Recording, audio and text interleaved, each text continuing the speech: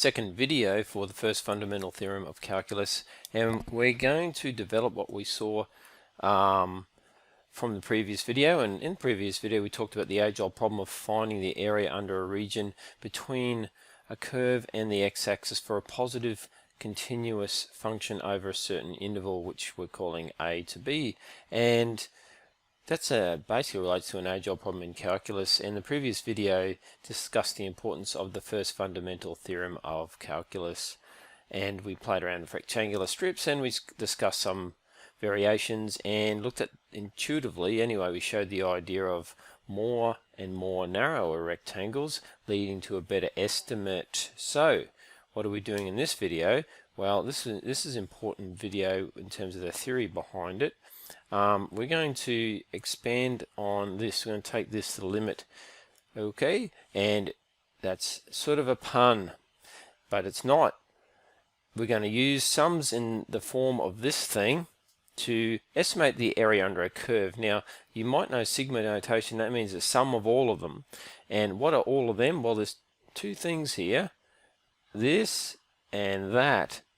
Now, that second thing says delta, that thing that looks like an incomplete 8, delta x sub I.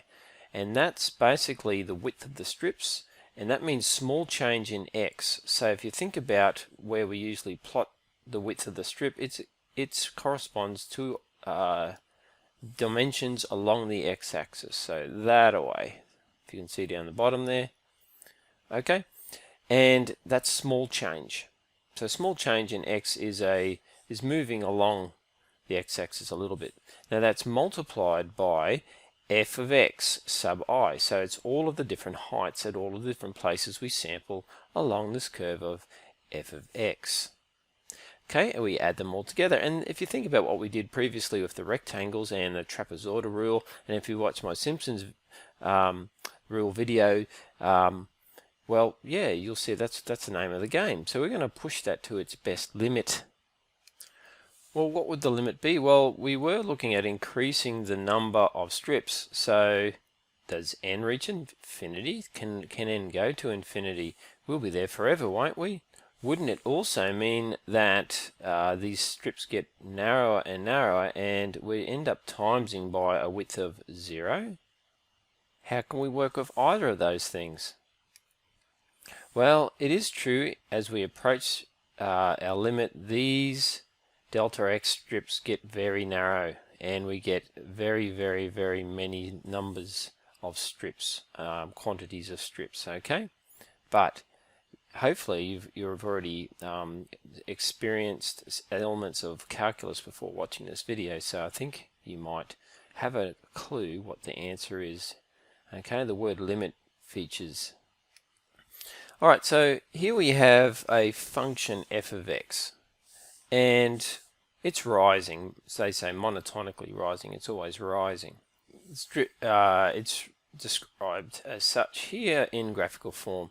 Now the region that we're trying to find is a function, it's called a of x, so the area depends on the value of x. Now x starts here at a, the area under a right here at the beginning is 0, and as we increase x, as we head that way, and as we create a larger and larger area in sort of that teal color, we get increasing area. Okay, so and then that heads, it's at some point x there, and that x increases, and then that value eventually reaches b to complete the entire interval.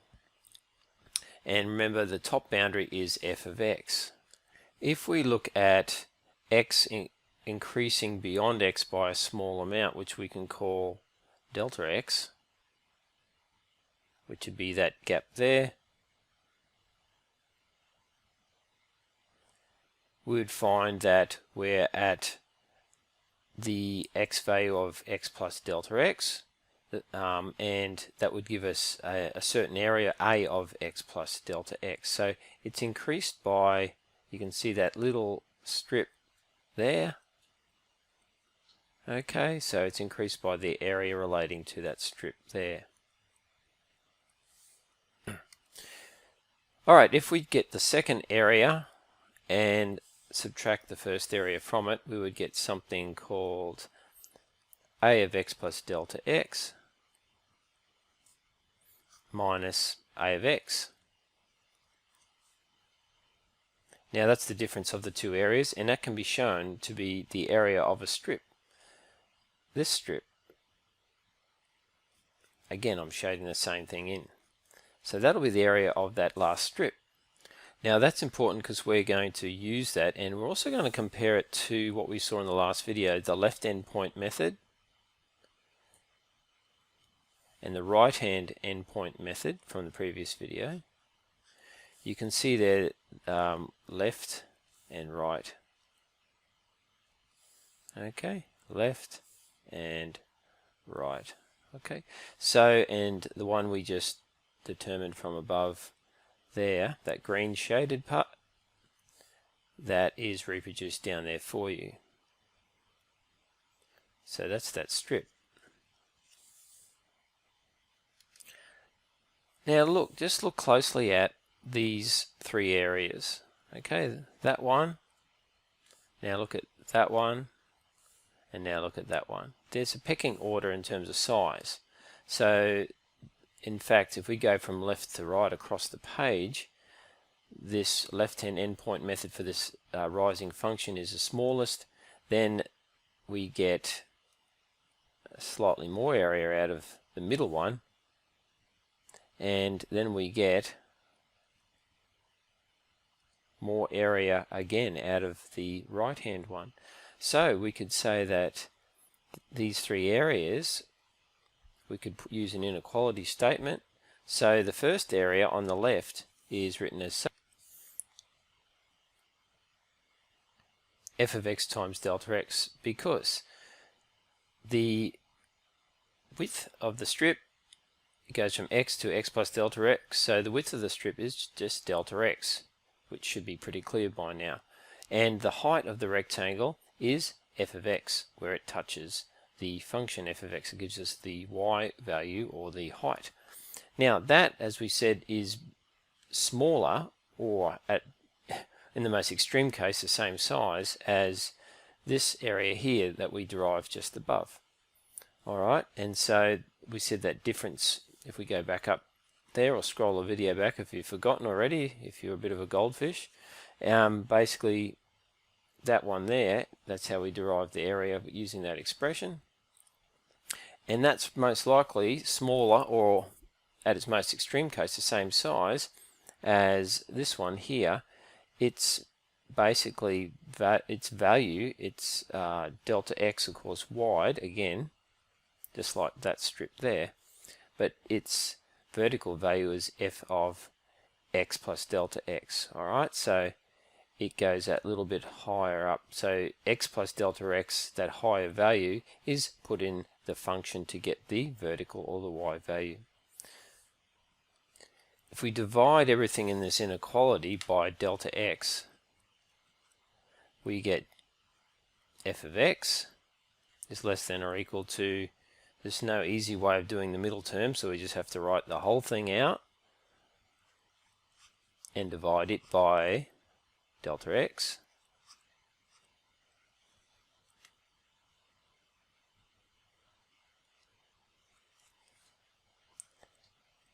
And the last one.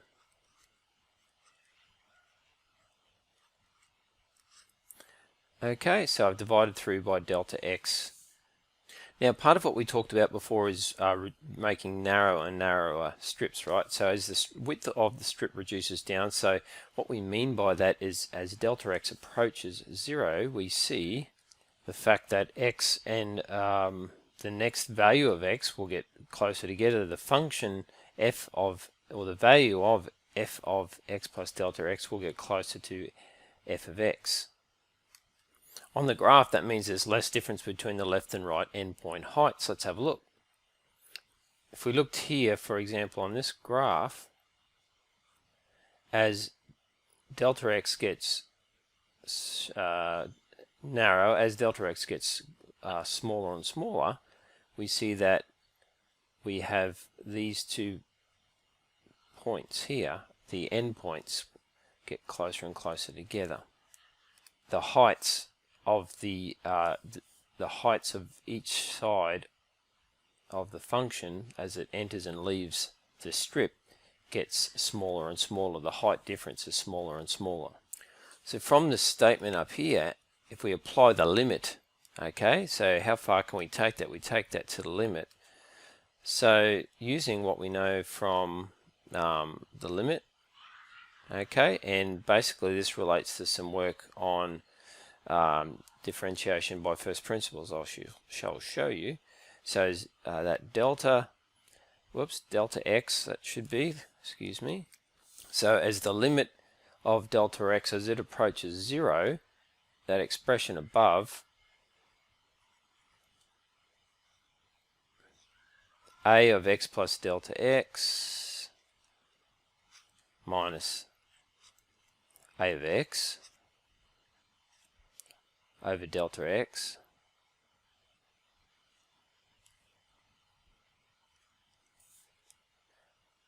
that ultimately equals f of x.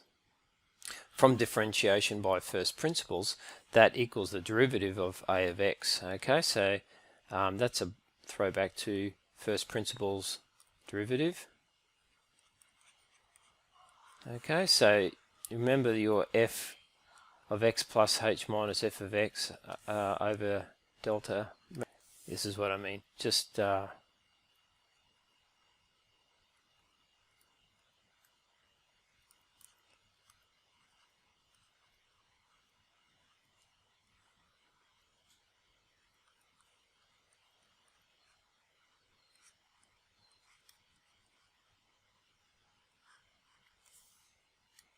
okay, so you can see the form, because remember what h was is pretty much the same as delta x. Remember that? Now have a look over here then. These two bits of information here. It says basically that f of x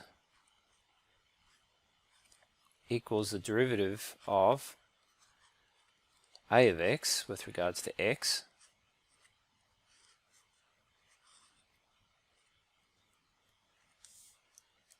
taking the antiderivative of both sides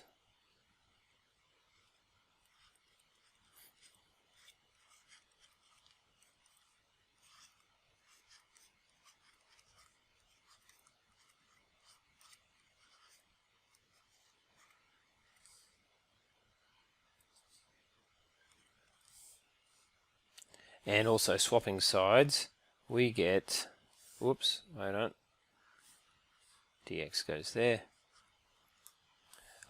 We get the area, the function for the area equals the primitive, so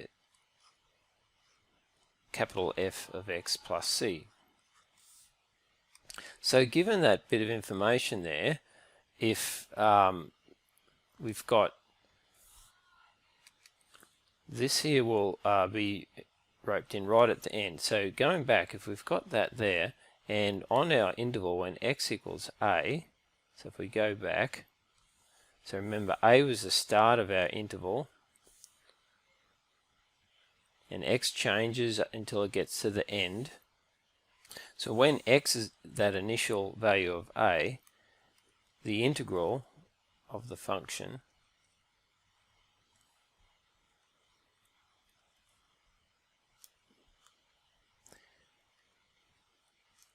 will be primitive f of a plus c, but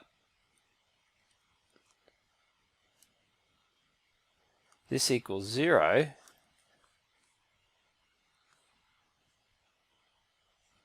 since, well, what's the area under a? Area under a itself is 0.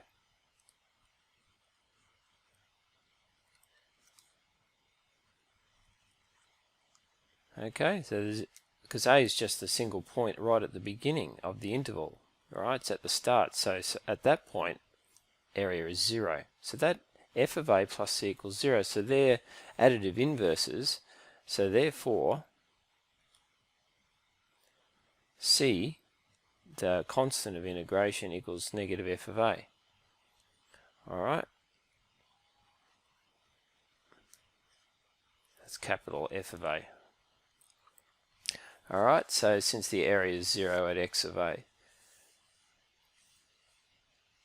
So instead of the integral of f of x being capital F of A plus c at x equals A, alright, and instead of writing plus c, we can write plus negative f of A. Alright, so we so that's instead of writing that result there. Okay, so if x equals b, that's at the end of the interval, the integral of f of x dx, we just use that expression there, will be f of b take f of a, capitals. And bang, that is actually the important result. That's the first fundamental theorem of calculus. Okay, we have the area, because remember the f of x, capital F of x is equal to the area, which is equal to the integral of f of x. That's how we find the area under a curve. Okay, from those results there. So let's write it. The first fundamental theorem of calculus is the integral of f of x dx between a and b in the interval, and that's equal to primitive f of x between the limits of a and b on the interval, written like that for square brackets, which is equal to that result there. Okay, so f of b take f of a with capital F's, okay, because it's the primitive, the result of integration. So this can also be described as a limit of sums of the form we saw at the start of the video. Okay, in this limit of the sums in that form there. Okay, the limit of sum. So it's the ultimate limit that you can take that to, which goes full circle. We've pretty much gone full circle in this video. The process of doing this, which is the thing you're definitely interested in, is called definite integration. And you get a definite answer because you get a definite area or a definite integral as your answer. Okay, now if it's an area problem, you put square units. If it's not, you just put the numerical result. Okay, next video will show you how to do this, and that's important.